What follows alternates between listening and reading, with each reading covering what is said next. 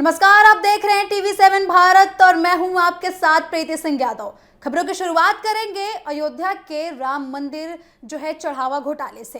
अयोध्या के राम मंदिर में श्रद्धालुओं के चढ़ावे और दान को लेकर उठे कथित वित्तीय गड़बड़ी के आरोपों के बाद अब कोर्ट के चौखट पर ये गड़बड़ी पहुंच चुकी है। आपको बता दें कि इस मामले में इलाहाबाद हाई कोर्ट को लखनऊ पीठ के एक जनहित याचिका कोर्ट में एक जनहित याचिका दायर की गई है, जिसमें सीबीआई से जांच कराने और नियंत्रक और सीएजी से मंदिर के दान और चढ़ावे का ऑडिट कराने की मांग की गई है। आपको बता दें कि हाई कोर्ट ने फिलहाल इस मामले में तत्काल या फिर आउट ऑफ टर्न सुनवाई की मांग को स्वीकार करने से इनकार कर दिया है। अदालत ने स्पष्ट किया है कि याचिका को सामान्य न्यायिक प्रक्रिया के तहत सूचीबद्ध किया जाएगा और नियम के अनुसार इसकी सुनवाई होगी। याचिका दायर करने वाले मोहित अशोक का कहना है कि राम मंदिर देश भर के करोड़ों श्रद्धालुओं की आस्था का केंद्र है। ऐसे में चढ़ावा और दान में कथित गड़बड़ियों के आरोप बेहद गंभीर हैं और उनकी निष्पक्ष जांच जरूरी है। इसी आधार पर उन्होंने हाई कोर्ट में मामले की जांच सीबीआई को सौंपने तथा पूर्व लेन देन का सीएजी ऑडिट कराने की भी मांग की है। आपको बता दें कि याचिका में यह भी कहा गया है कि यदि आरोपों में सच्चाई है तो इससे करोड़ों भक्तों की भावनाएं आहत होंगी और मंदिर प्रबंधन की पारदर्शिता पर सवाल उठाए जाएंगे। इसलिए पूरे मामले की निष्पक्ष जांच करानी बेहद जरूरी है। सुनवाई के दौरान हाई कोर्ट ने कहा है कि किसी मामले को निर्धारित क्रम से हटाकर तत्काल सुनवाई के लिए तभी स्वीकार किया जा सकता है जब उसके लिए विशेष और असाधारण परिस्थितियां मौजूद हो। अदालत ने माना है कि फिलहाल राज्य सरकार द्वारा गठित एसआईटी इस मामले की जांच कर रही है और जांच लगभग अंतिम चरण में पहुंच चुकी है। आपको बता दें कि श्री राम जन्मभूमि तीर्थ क्षेत्र ट्रस्ट के अनुरोध पर राज्य सरकार ने 3 सदस्यीय एसआईटी का गठन किया था। इस जांच का उद्देश्य कथित गड़बड़ी से जुड़े तथ्यों की पड़ताल करना और सोशल मीडिया तथा अन्य माध्यमों से फैल रही भ्रामक सूचनाओं की सच्चाई को सामने लाना है। अदालत ने यह भी संकेत दिया है कि जब एक सक्षम जांच एजेंसी पहले से मामले की जांच कर रही है तब तत्काल हस्तक्षेप की जरूरत को अलग नजरिए से देखा जा सकता है। इसी कारण हाईकोर्ट ने याचिका को तत्काल सूचीबद्ध करने की मांग को खारिज किया है। महत्वपूर्ण बात यह है कि याचिका में खारिज किया है कोर्ट ने इस याचिका को और अदालत ने तत्काल सुनवाई की मांग को भी अस्वीकार कर दिया है और मामले की नियमित प्रक्रिया के तहत सुनवाई के लिए सूचीबद्ध करने का निर्देश दिया है। इसका मतलब यह है कि भविष्य में इस याचिका पर विस्तार से सुनवाई होगी और अदालत आरोपों की जांच, आवश्यक तथ्यों और अन्य मांगों पर विचार करेगी आगे जाकर। इसी बीच राम मंदिर से जुड़े कथित चढ़ावा चोरी पर देश भर में चर्चाएं और भी ज्यादा तेज हो गई हैं। मंदिर में आने वाले श्रद्धालुओं और विभिन्न धार्मिक संगठनों की नजर अब एसआईटी की जांच रिपोर्ट पर टिकी हुई है। हाईकोर्ट की आगामी सुनवाई पर भी सबकी नजरें टिकी हुई हैं। आपको बता दें कि लोगों की अपेक्षा है कि जांच के जरिए पूरे मामले की सच्चाई सामने आए और यदि किसी स्तर पर गड़बड़ी हुई है तो जिम्मेदारी लोगों को लेनी चाहिए और अगर गड़बड़ी प्रूफ होती है तो उन पर कार्रवाई की भी मांग तेजी से की जा रही है। वहीं दूसरी ओर मंदिर ट्रस्ट और प्रशासन का ये कहना है कि सभी आरोपों की निष्पक्ष जांच कराई जा रही है और तथ्यों के आधार पर ही अंतिम निष्कर्ष सामने आएगा। एसआईटी की रिपोर्ट आने के बाद स्थिति और भी अधिक स्पष्ट होने की संभावनाएं जताई जा रही हैं।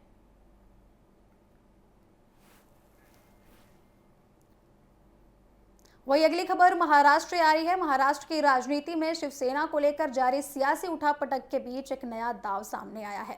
एकनाथ शिंदे गुट के वरिष्ठ नेता रामदास कदम ने कहा है कि उद्धव ठाकरे गुट के 6 सदस्यों के अलावा एक 7वें सदस्य ने भी शिंदे की शिवसेना में सहमति जता दी है और वो उसमें शामिल हो सकते हैं।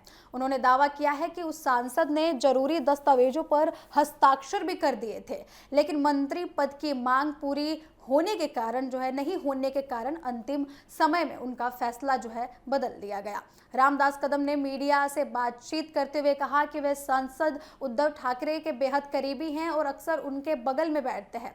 हालांकि उन्होंने उस सांसद का नाम बताने से बिल्कुल ही इनकार कर दिया। इस बयान के बाद महाराष्ट्र की राजनीति में अटकलों का दौर तेज हो गया है और राजनीतिक गलियारों में उस नेता की पहचान को लेकर चर्चाएं भी शुरू हो गई हैं। दरअसल सोमवार को शिवसेना के 9 लोकसभा सांसदों में से 6 सांसदों ने आधिकारिक तौर पर एकनाथ शिंदे की शिवसेना का दामन थाम लिया। मुंबई में आयोजित प्रेस कॉन्फ्रेंस में डिप्टी सीएम एकनाथ शिंदे ने इन नेताओं के साथ मंच साझा करते हुए इसका ऐलान किया। इस घटनाक्रम के बाद लोकसभा में शिंदे गुट के सांसदों की संख्या 7 से बढ़कर 13 हो गई है। आपको बता दें कि प्रेस कॉन्फ्रेंस में एकनाथ शिंदे ने कहा है कि वर्ष 2022 में उन्होंने पार्टी और चुनाव चिन्ह धनुष बाण को बचाने के लिए विद्रोह किया था। उस समय उनके साथ 40 विधायक थे और अब 6 सांसदों के जुड़ने से संगठन और भी ज्यादा मजबूत हुआ है। उनका कहना है कि उनकी लड़ाई बाला साहब ठाकरे के विचारों को आगे बढ़ाने की है और जो सांसद आज उनके साथ आए हैं वे उसी विचारधारा के कारण शिवसेना में शामिल हुए हैं। वहीं उधर इस घटनाक्रम के बीच उद्धव ठाकरे ने विधानसभा के मानसून सत्र को लेकर भी विधायकों की बैठक बुलाई है। हालांकि इस बैठक में 3 विधायक और एक विधान परिषद सदस्य शामिल नहीं हुए हैं। आपको बता दें कि इससे पार्टी के भीतर असंतोष की संभावनाएं जताई जा रही हैं। हालांकि अनुपस्थित रहने वाले विधायक सुनील शिंदे ने सफाई देते हुए कहा है कि उन्होंने निजी कारणों की वजह से उन्हें अपने गाँव जाना पड़ा, इसी वजह से बैठक में वे शामिल नहीं हो सके। उन्होंने सोशल मीडिया प्लेटफॉर्म एक्स पर पोस्ट करते हुए कहा कि उनकी अनुपस्थिति को लेकर जो राजनीतिक अटकलें लगाई जा रही हैं उनका कोई आधार नहीं है। लोकसभा और विधानसभा चुनाव के नतीजों के बाद महाराष्ट्र की राजनीति में शिवसेना लगातार दबाव में दिखाई दे रही है। 2024 के विधानसभा चुनाव में महायुति गठबंधन ने 288 में से 235 सीटों पर जीत दर्ज की थी, जबकि महाविकास आघाड़ी को सिर्फ 50 सीटें ही मिली थी। उद्धव ठाकरे की शिवसेना को केवल 20 सीटों पर संतोष करना पड़ा था। वहीं 2024 के लोकसभा चुनाव में महाविकास आघाड़ी ने बेहतर प्रदर्शन करते हुए 30 सीटों पर जीत दर्ज की थी, जिनमें शिवसेना के खाते में 9 सीटें आई थी। लेकिन अब 6 सांसदों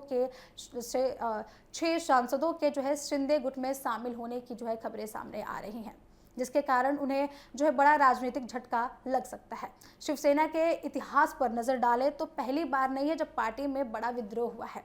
बाला साहब ठाकरे के नेतृत्व काल में वर्ष 1991 में छगन भुजबल ने 14 विधायकों के साथ बगावत कर वे कांग्रेस में चले गए थे। बाद में वे शरद पवार के साथ एनसीपी में गए थे और एनसीपी में हुई टूट के बाद अजीत पवार गुट में शामिल हो गए थे।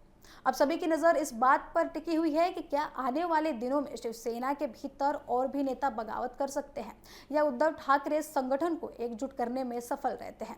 फिलहाल महाराष्ट्र की राजनीति में यह घटनाक्रम सत्ता और विपक्षी दोनों के लिए चर्चा का प्रमुख विषय बना हुआ है।